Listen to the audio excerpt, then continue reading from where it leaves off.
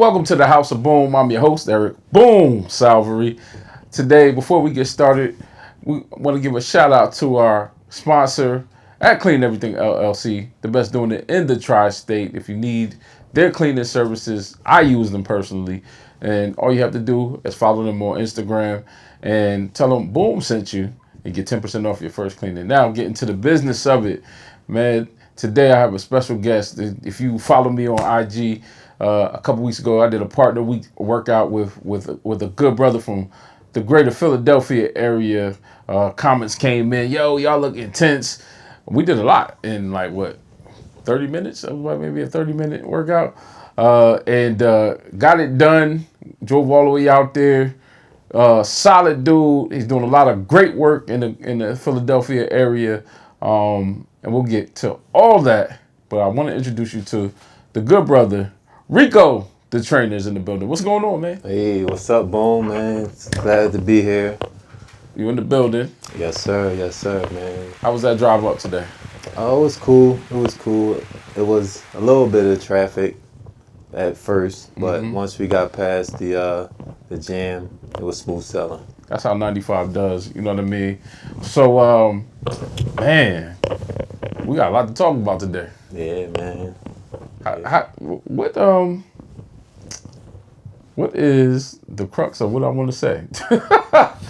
had a moment there. All right, I'll cut that out and then start over there. Having a moment here. Trying to think about how I want to start this. 3, 2, 1. All right, what's going on? How you doing today? I'm good, Boom, man. Happy to be here finally. So we talked about us doing a workout, but you're not just some random guy who just works out for the gram. You're a trainer. Where'd you get started with that? Well, initially, I got into fitness through sports, through playing basketball. Okay. Basketball is my first love. And through basketball, I got into fitness because I was a skinny cat. So genetically, me, my brother, we skinny. Mm-hmm. So being a talented basketball player and being skinny, I played with bigger and better talent. Mm-hmm. And so the coaches kind of told me, get my weight up and introduced me to working out. Mm-hmm. Introduced me to it. I fell in love with it. So I beefed up and it made me stronger, got my game up. And I've just been in love with it ever since. And that's how the journey starts for most of it. Me personally, I started working out because of sports, basically. Playing football, and people often ask me, they be like, yo, when you start training, when you start learning how to, I was like, I really learned when I was like 15, 16, because that's when you start getting into weights and knowing that, playing football, you gotta work out at like real workouts, bench press, squats, power cleans, and all that good stuff, just to be able to compete and stuff like that. But you said you're a basketball fan. I recognize the purple and gold. What's going on with that? Who you representing in that number? Oh yeah, when you see this number, when you see 24, you know it's only one person. Of course, inspired by the great Coby Bryant. Mm-hmm. One of my idols. Growing up, it's probably the only man on earth I ever even thought about being like. Mm-hmm. I had the great pleasure of meeting him once when I was younger at a PAL. That's the police athletic league. In Philadelphia, and it's just been my guy ever since, man. One of the first athletes that I actually shook their hand and had a down to earth conversation with. This was in the beginning of his career. Okay, I was just about to ask you, what stage of Coby was we talking to? Yeah, this was actually his second year. So but his greatness was always there, his work ethic, and that's just one of the people that I took on that type of work ethic. And that's one of the main things that I got from him, was that work ethic. And, that's my guy. Now, he's from PA, right? Yeah. So were you aware of his legendary status before he even got to the league? Yeah, pretty much. That's why I said I kind of knew, like, he had that type of inspiration. So he was already big coming out of high school. Mm-hmm. So most people knew, like, man, this guy is different. Like, he got he had that hunger and that raw talent. And we never know the heights of what somebody's gonna become, but when they got that dog, you know what I'm saying? So yeah, he always had that, and that's something I wanted. Could you ever see, because of that, I always, just randomly think like, okay, what other sport do you think his skill set could have transferred to? You think that he's like one of those athletes, like whatever he touched was going to turn to gold, or do you think he was like, nah, just basketball was it? I mean, his love for basketball was different. However, like I said, he had that dog, so with his drive could have made him special in anything. I feel like, and that's how I feel about myself as well. Like if I put my mind to something, I feel like I could be great at it. Now, football wasn't my sport. Well, I played a little football. I was a D-back, but it wasn't my favorite sport. But I feel like if I'd have put as much energy into it, I could have been good at that as well. What position you think he would have played? Just off the cuff. I'm gonna say probably the same. He would have been a D-back, He would have been cornerback. back. Yeah. I can see because he was relentless. I can see him getting in a wide receiver's head or catching the interception, running it back, and then just the Mamba mentality, all that good stuff.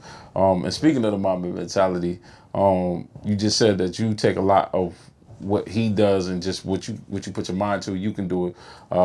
What attributes, in a sense of watching him and just glorifying him, and you be like, yo, that you essentially took like, yo, I love this about him, and I wanted to add that to my game as a player. As a player, dominance, just believing in yourself and knowing like I could get it done. Like, he gave me that. And some people, they took the arrogant aspect of it, because he had a thing he would say like, why would I pass you the ball and I see your work in practice? You know what I'm saying? And, if somebody ain't got that type of work ethic, you like, all right, I got this. You know what I'm saying? So he had that, and, that was something that I really took from him in a sense. Now you talked about that not passing the ball and all that good stuff. What would you say? I remember we spoke before. You said that you weren't a great teammate before, and then you became a better teammate. What about that made you a better teammate? Just getting the understanding of not everyone is as good as you in certain aspects. So everyone has their strengths and their weaknesses. So for me, when I was younger, I didn't recognize that, and I thought everybody should be as good as me if they're playing. Like, you want to do this, you should be this good. And speaking to coaches and being coached and mentored just taught me like, okay, he has a good skill set. Let's magnify that. Let's use that to the best of his ability. You have different skill sets, and that's what makes it a team. He's good at one thing. He's good at one thing. You're good at another thing. Bring it together. You know what I'm saying? Instead of me thinking that he's supposed to be a good shooter if he's wide open. You know what I'm saying? And I just implemented that, and it was a life lesson. As far as knowing like, okay, use your strengths, build your weaknesses. You know what I'm saying? And build your team, and you'll be that much stronger. How do you take that now? Obviously, we've done the game. It's like everybody has a day and a time when we be like, all right, this is done, right? But how do you take that mentality and put it into your training? It's a good question. As far as training, I'm able to figure out people's weaknesses because I pay attention to, okay, they might not be as good as this. You know what I'm saying? They might not be good as that. So, okay, we're going to build on this. We're going to build on that. Because just from, in the basketball aspect, I wasn't always good with my left hand. So it was something I figured out I needed to work on. Now I'm dangerous because I can go left, I can go right. So I say that to say, if somebody is, within working out, we all have a stronger muscle or a stronger part of the body that we might do more or we're stronger at. So if I see that somebody, okay, when they do legs, that's their strength. when they do arms, shoulders, that's their weaknesses. Mm-hmm. So I can, further assess and like, okay, this is where they need to be stronger at. You know what I'm saying? And it works. No, I get that. A lot of my clients, they be looking at me like I'm crazy because I be having to do push-ups. But I'm like, listen, you got, especially when it comes to ladies. Sometimes I'm like, listen, you got legs for days. Doing leg days is easy. Doing these push-ups and learning to maintain that weight, that's going to challenge you and stuff like that. And they be like, I don't want to do the arms. Just do it. But they get it done and they thank me later when they see the results. And that's one thing that we're in the business of doing, is helping people get results. Now, in your journey, you decided that you wanted to not only help people who pay you to help them, but help those who essentially can't do anything for you. And that's a part of the work that you do in the greater Philadelphia area. So I want to turn the corner and talk about that and how you help. I don't want to say homeless, but the less fortunate. Not fortunate. So, what got you? What drove you to that? It was numerous things that came together. One of the things, so I was at a time where I was trying to figure out what I wanted to further put my time into outside of just training people. And also it was a time when a lot of people were seeming to be lazy, and I'm here motivated, trying to give it to everybody I can. As you see on my Instagram, I work with kids, I work with big women, skinny women, the guys that's trying to lose weight, guys that's trying to bulk up. So for me, fitness is a gift. And I realized that when I left my job to pursue training full time, it was a gift. I'm just so good at this. And I was at a point where I was trying to figure out how to use my gift.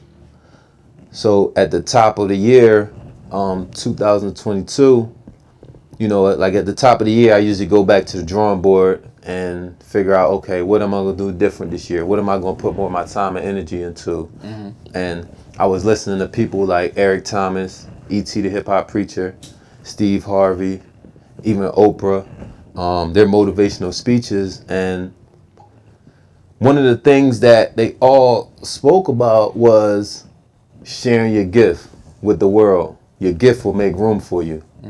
And so when I thought about what my gift was, and those are the people I was listening to, Eric Thomas, one of those people, was homeless before. Steve Harvey, homeless before. And it's ironic that these are the people that I'm getting motivation from. And so as I'm thinking about it and I'm hearing, share your gift, give your gift to the world. And I'm thinking about the people that I'm trying to give it to, that, I'm clients and things like that, and they're kind of lazy. So I'm like, okay, I know who needed the most. And then also, there was a time when I was at a place in Philadelphia, and a homeless guy actually did something for me. And it made me think, damn, somebody in this position, he must have a heart like me. And during our conversation, he told me that he didn't cherish money.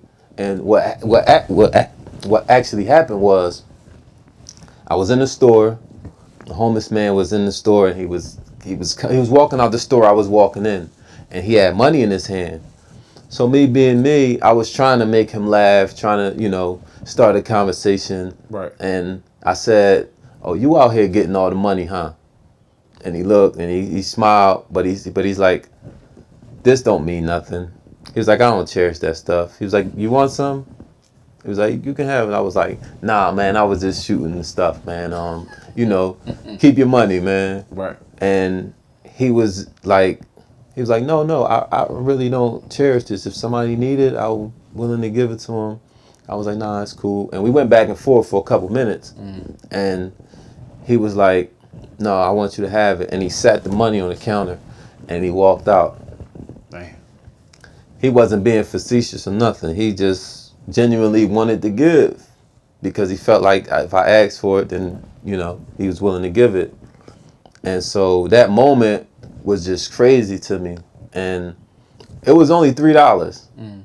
But for somebody in that position that you would think would need every cent to be willing to give, it just touched me in a way. And I was thinking like, okay, I want to give back. I want to pay it forward. And immediately after I walked out, somebody came and asked me for something. So that just sparked the idea. I told you at this time I was thinking about sharing my gift. How am I going to, give it to the world without it being, about money? And he just sparked that idea. And I was like, I want to give back to these people. It's interesting. When I hear a story like that, I almost feel like you met an angel. I know I don't go into people's beliefs, but it's always interesting. And then there's the other thought that every joke has a little bit of truth to it, right?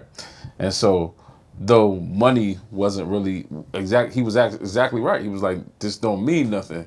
But what he exchanged with you was the gift. And it's kind of crazy that how that things happen, right? You know what I mean? You it was like he planted a seed in you, versus like you giving something to him and then moving on, and you just never know. Maybe if you had the $3, you would have gave it to him and kept it moving and never received what you needed to receive. So that's crazy. Talk about your experience in the field. Like, what is that like? Because I'm sure when the people are out there and they like, you're approaching them and people don't want, some people have pride. People have pride. Some people, I ask you for money. I don't want to talk to you about it. You know what I mean? It could go so left, go any different way, but you continually do this. This isn't something you do for the gram or whatever. Yeah, you've been highlighted before, but this is something that you really do. So talk about that. Yeah, man. I've had all kind of experiences as far, like you said, with pride. I done been cussed out. I done been told, if you ain't giving me a house, like, you can't do nothing for me.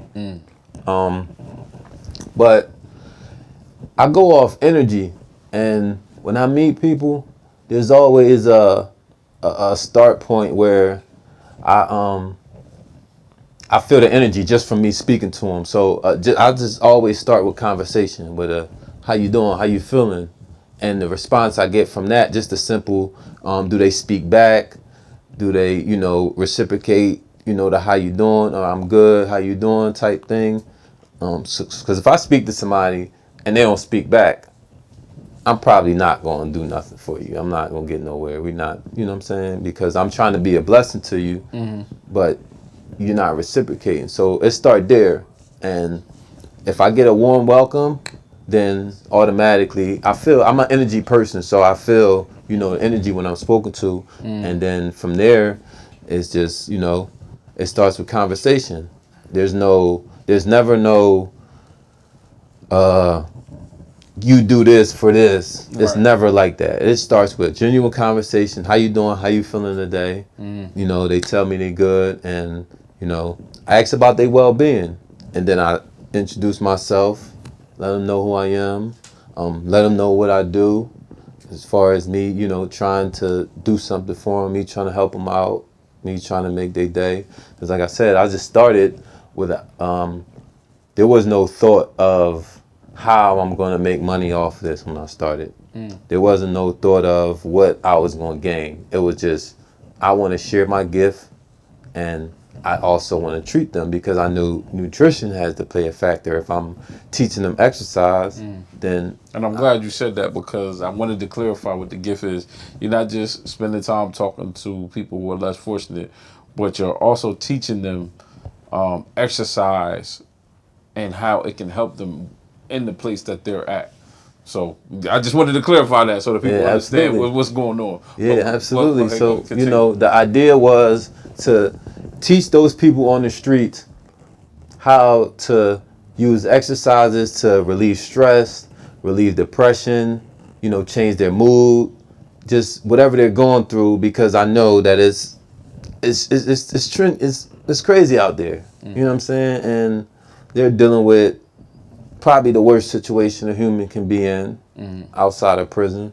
You know what I'm saying? And so I wanted to be able to give them that, to let them know, like, listen, this has worked for me since I was a kid. You know what I'm saying? As far as my mood, my, just whatever state of mind you in, exercise and enhancing that. And, one of the things I tell people, and I strongly believe, is exercise is the best form of therapy. And so, I just wanted to be able to give them that, to at least, enlighten them to try it. You know what I'm saying? That's all I wanted to do, was lighten them to try it. And I went out there, and the people were willing. Like, they was willing to try it. And I was just like, okay, bet. They willing to try it. It's been deep. It's been a good conversation, but we always got to make room for the producer segment question. Baif has never been homeless, but he has had warrants before. It's been a while since we brought that up. But just in case you're just tuning in, and you maybe tuned in the early goings of House of Boom podcast, and you just heard the random voice in the background, he has a face, so there is a case.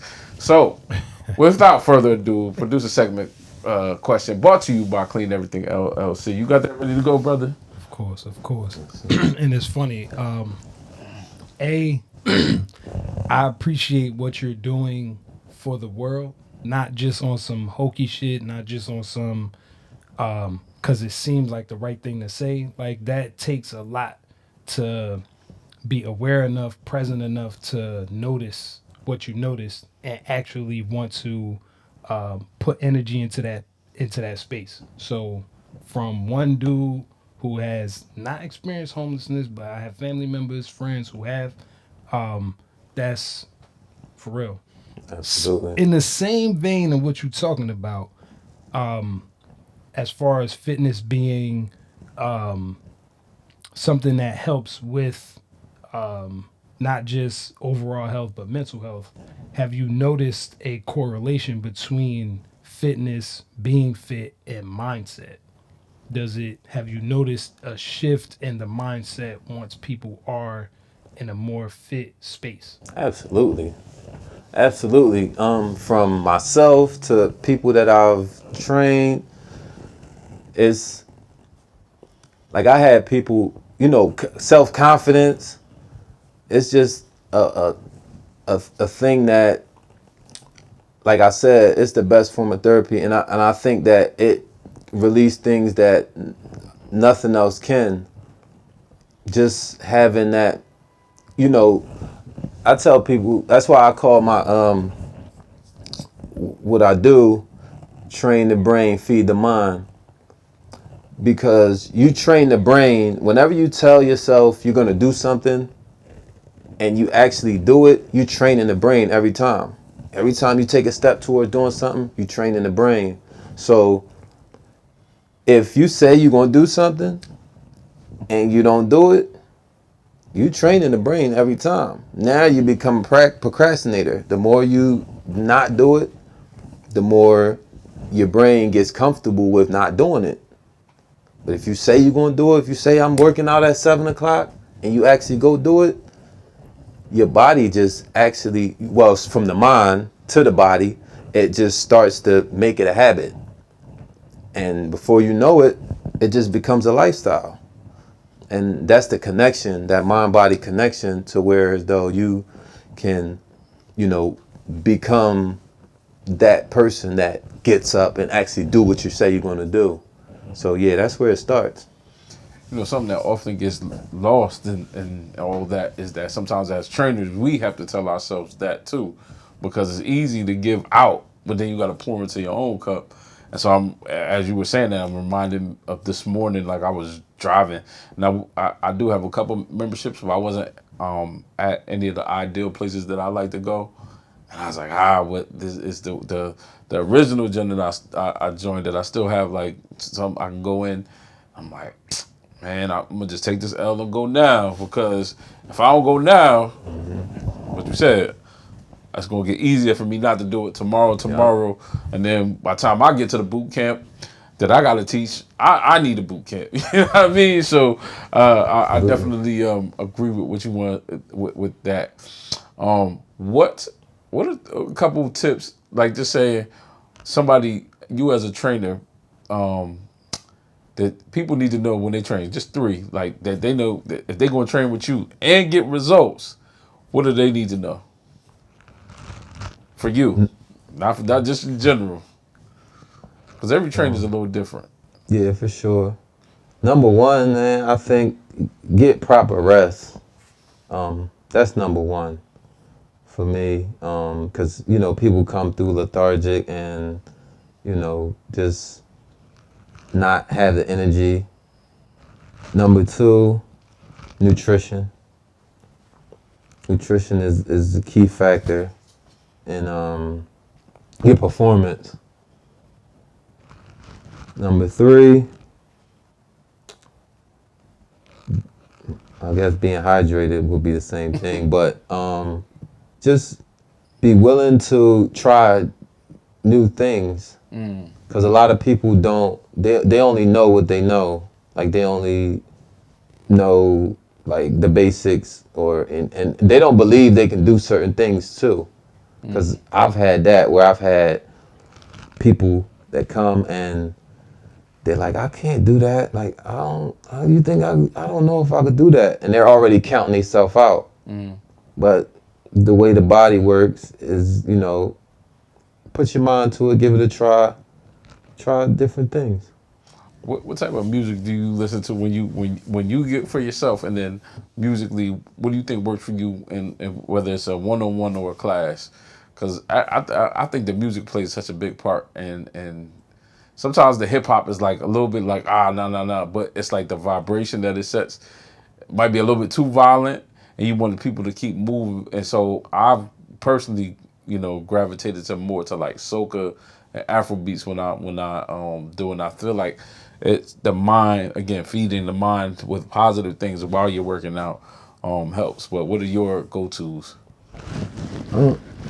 I used to be big on hip hop and like, hard stuff. Now that I remove most of the stuff from my personal life, I don't I just don't go to it like I used to. I've adapted a little bit of the Afro beat. Pop is probably the go-to now, believe it or not. More pop stuff. Any songs in particular that you like, yo, if I hear this song, it gets me going? Or As artists? far as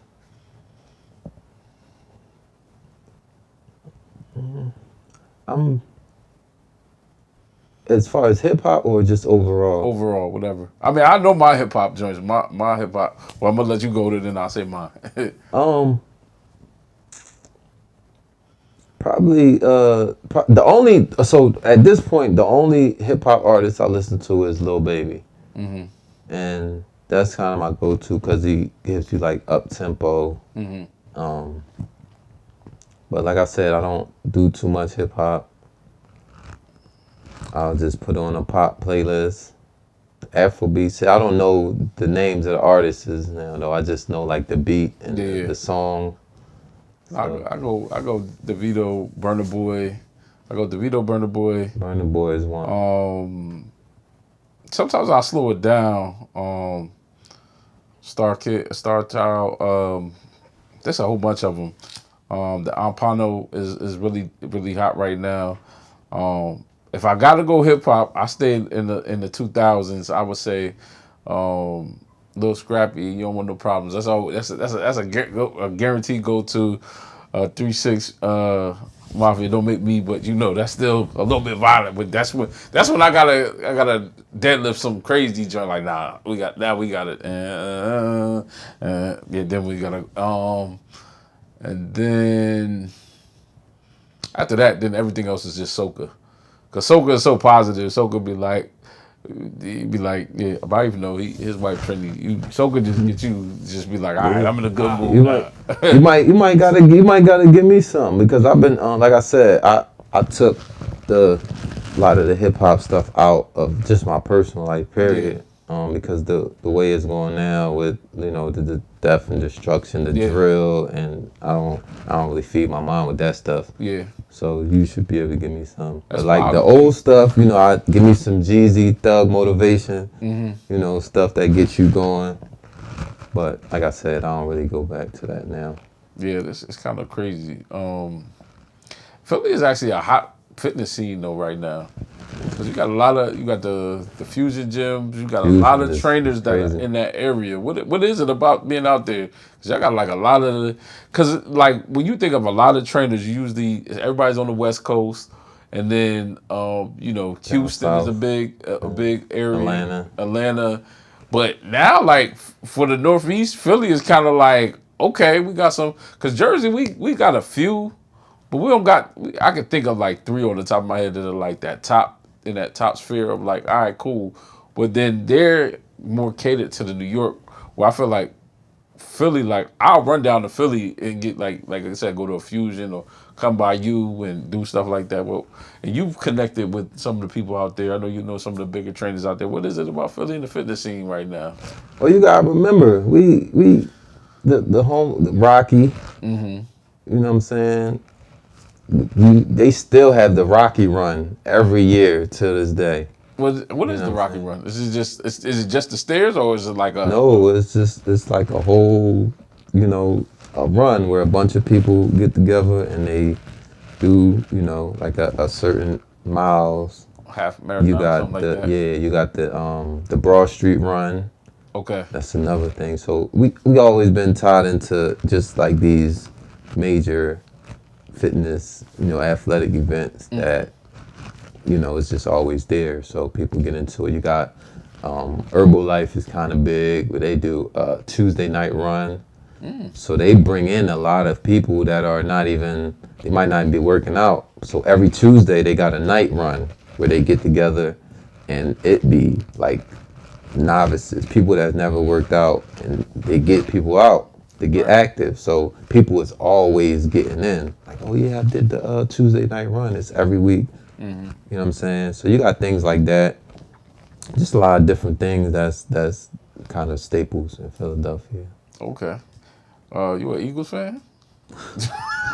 I had to throw it in there, you know what I mean, you talk about sports figures and etc. I ain't got no choice, but No choice? it's certain They're other right teams. around the corner from the stadium too. It's You really ain't got it's no certain choice. other teams that I like as well. I'll just say that. Sixers? No, I mean like. No, I'm NFL. asking. I'm pivoting. Sixers or Oh no, I'm a. Lakers fan? Oh yeah. That's. You ain't gotta ask me how. Yeah. That's my guy. Nah. But yeah, I'm still but I'm Sixers, as well. Sixers. But Sixers. the Lake Show, Lake Show. that's why I felt like I was gonna play for. What you gonna think they're gonna do this year? The Lakers or the Yeah, Sixers? Lakers. I'll give you Lakers because I know that's where your heart is.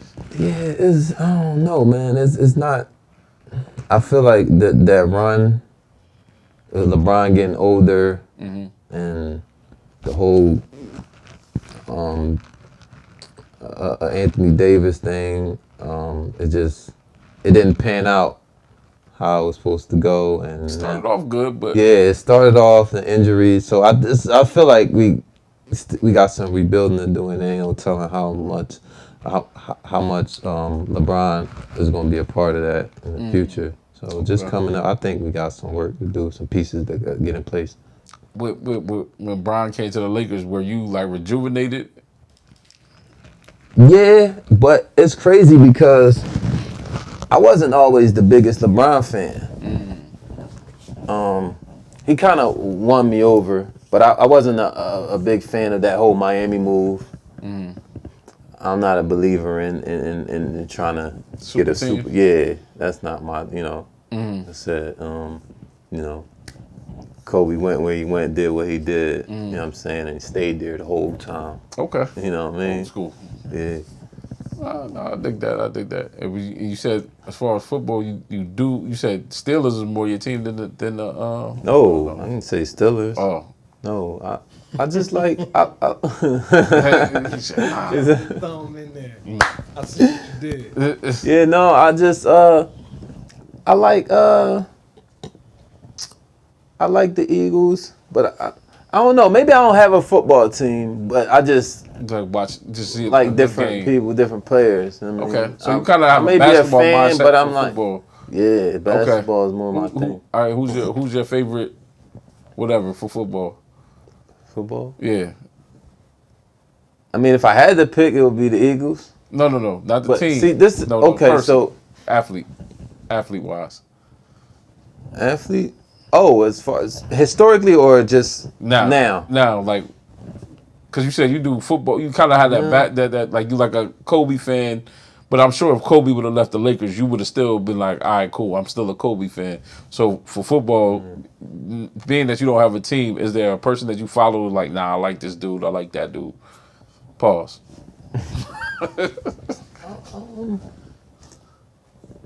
There's a few people I like. I probably don't even watch football as much as until like playoff time. Okay. You know what I'm saying? Okay. Like We'll just call it Jalen Hurts and just let it rock. No, I want them to do. I was hoping they brought it home, man. I was hoping they brought it home. The city needed it.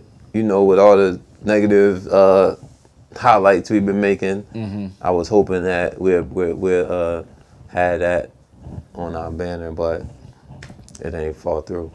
Okay. Going back to everything that you do for the city. And the thing about so my thing is right. I've never been a real fan of the Philadelphia organization on how they do the businesses, like how they'll get a player and then trade them, and I didn't like how they ran and did things. So that's probably what made me not like the biggest fan of the home team. Okay. Because of the management and the organization. So basically what you're talking about is a lot of times the Eagles, when they about to feel somebody past due or they getting close to the line, they be like, all right, time to get rid of this player, send him off. You know, if he got a couple good years left somewhere else, they'll do it, but they try to basically stay young and all that. Even though they let a couple players slide through the cracks. I forget the D tackle's name, but he been there for forever. Michael Brockers or something like that, and they keep bringing him back on 1 year deal. So it's pretty dope. But getting back to what you do for the city, what's your overall overarching goal for what you could do? Like if somebody came to you, if a politician came to you and said, "Yo, we're gonna give you unlimited amount of resources to build and create some type of infrastructure for what you want, what you're doing now," what would that be? My ultimate goal, and I know I'm going to achieve it. I want to be able to meet somebody, their energy is good enough. I want to change their situation, take them off the street, put them in a housing. So I want to be able to be a source of removing people, taking them off the streets, putting them into apartments, putting them, whether it's multiple housing or single, 1, 2, 3, whatever it is. I want to be able to take somebody off and put them in the housing. Because, like I said, there was no monetary thought process when I started. I just went out and I just wanted to see if the people would at least try to do what I'm saying, because I wanted to prove that it is the best form of therapy. It helps. It changes your mood. It makes you feel better. So I just wanted to go out and see if, to prove that point. Like, yeah, this is changing mood no matter what your situation is. And so when I started, like I said, I didn't have that type of plan. And one of my, somebody that I knew from the gym actually works on the outreach team, Center City outreach team. Shout out to Tamika Johnson. And she was one of the people that saw what I was doing. And this is the thing about, like, I've had people say, well, if you helping people, why are you putting on camera? We live in a social media age where, as black people, how many things that we started that we don't even have credit for. We don't even know about. Every Black History you hear about somebody that did something different that you didn't even know they did.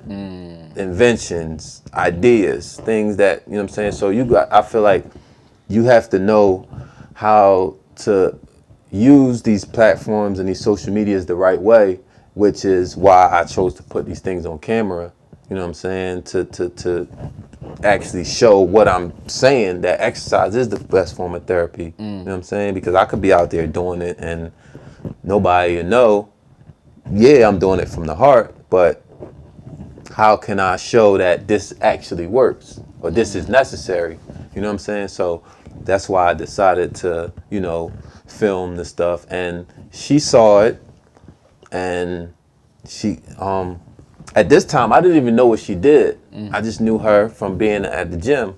And so she saw what I was doing, and I ran into her just randomly as I'm out and about looking, to bless somebody. I ran into her. And I was like, oh, damn, Miss Johnson, I didn't even know this what you did. She was like, yo, I saw the video. Yo, this is dope. I work in this field. Listen, you can take this, to another level. Right. She started instilling in me. She started telling me about 501(c) and things like that, and how what I'm doing, should be on that level or should be put into that form. And so that's where that came in at. And she also has some connections with officials in Philadelphia. She introduced me to people like the administrator of Love Park, who allowed me to do group workout sessions with the homeless. And you see that too. Like, I had a group of homeless people work out together where I turned it into a drive where they participated, and we gave out clothes, shoes, hats, all kind of stuff, you know what I'm saying, that we were able to accumulate. And so, I do have those connections, and I had the ability to get somebody housed into like a shelter if I need to. That's only one call away. So she's part of my team, and we're just trying to, figure out how we can really take it to the next level and get people, the proper type of help and things like that. So, one thing I was thinking about as you was talking, I would love to see you maybe connect with those people who do those little homes, like those affordable, those small, tiny homes. Okay. And just be able to do that, because I'm sure there's plenty with all the new, like what I think is like for all these new constructions and all the things that go on with like these housings and stuff like that. A part of what they should do is make them pay something or something, or use some of that money to create tiny homes for the people that are being displaced. So at least something is going back, because you raking people over the head with 25, 30, 3,000 a month for a 1-bedroom apartment. You know what I mean? And Listen, there's a guy on when I did the NBC coverage, right? Yeah. There's a black guy that's on the news with me. His name is Michael Boyd, right? Mike gets a check, right? Mike, they gave Mike an apartment with, I think it's like two other people. It's 3 total, right? Right. They're taking $600 out of each of their check every month. That's $1,800 for somebody that's not doing anything. This man was homeless months ago, and they're getting this much off of like rooms. That's crazy. Wow. You know what I'm saying? I would want to change that. I would want it to be a little more feasible for them. You know what I'm saying? Right. Like, even if they're getting a $800 check, Right. they paying $600. Come on, man. They don't. Nah. I feel like it can be better. Right. And my goal is to figure out how I can make that better. Word. And the second part of what I wanted to say is when you do the next one of the next things. Hopefully not when it's like super blazing outside. But I definitely want to pull up and help instruct one of the workouts, however which way I can, and be able to offer help. But if you got any more bullets before we get ready Nah, to wrap man, up? just I would look into container homes. To do that, I'm actually in the process of looking into something. What exactly is it? Break it down to So me, 'cause Shipping I'm, containers. shipping I'm containers. still trying to You figure take out the all the resources. shipping containers. The issue is either has to be completely off the grid, or you have to. It has to be on the grid. If it's on the grid, then you have to bring mechanics, you have to bring plumbing, you have to bring sewage, like all of that stuff to it. But if you can find a balance between completely off the grid, it's actually pretty cheap and feasible. Shipping containers anywhere from 500 to a couple thousand, maybe 2,000, depending on where you're getting it from, where you're getting it shipped to, so forth and so on. Philly is super easy if you have the land, you right by the docks or whatever. So, and it's not too far from the docks in Jersey. It's a pretty substantial process. They do them overseas a lot. Super overseas. That's actually what made me think about it. Low key, me and the wife are looking into Puerto Rico, but just being off the grid in Puerto Rico, and a couple Tesla batteries, a generator, a way to like recycle water. You lit. It might not go over here because regulations and things are a lot more strict, as opposed to Puerto Rico is a lot more lenient. But container homes, you could you could make a whole house out of like 4 shipping containers. Yeah, that's all. I'll be honest with you. Insane. I ain't realize it. I ain't realize that you was into that, but I definitely I look into them because I look into them in Ghana a lot. Cause I was like, if I go to Ghana, if I decided I wanted to buy some land over there, would I try to do a traditional home or would I at least try to do like a shipping container home, and just because the shipping containers are easier. The maintenance of it is not as hard, and you can get that done in like you can have a shipping container home, what 3 months? That, less than that, you could do what's that, a 53 footer, 54 footer? Yeah, And a 53 footer, they got them in Brooklyn. It's called glamping. They took shipping containers and turned them into single bedroom hotel rooms. and the joint it's Super like fire. maybe I would say if you took that door off, if you just was going straight out, it would be the size of this room when you inside because nobody really. Well, have you ever been paintballing? Yeah. Yeah, like if you ever go to that one skirmish place, they take shipping containers and they built like a lot of that stuff. It's literally the same thing except it's not used for entertainment Okay. use. But like when you inside the container, you be like, yo, it's big as hell in here, and that's a whole. I could go on another rabbit hole of shipping containers, but yeah, that it's definitely something that you should be looking a part of what you're looking into. And you want to give a shout out to what's her name again? Oh, Tamika Johnson. Tamika Johnson. Yeah, definitely, man. Tamika That's Johnson's my keep- team. Continue to do the work that you're doing. We appreciate you being a part of Brother Rico's journey. So anything else you want to tell the people before we get out of here? Oh man, man. I just want everybody, man, to have some compassion for the people. Don't look down on these people. It's some great, smart people out there on the streets.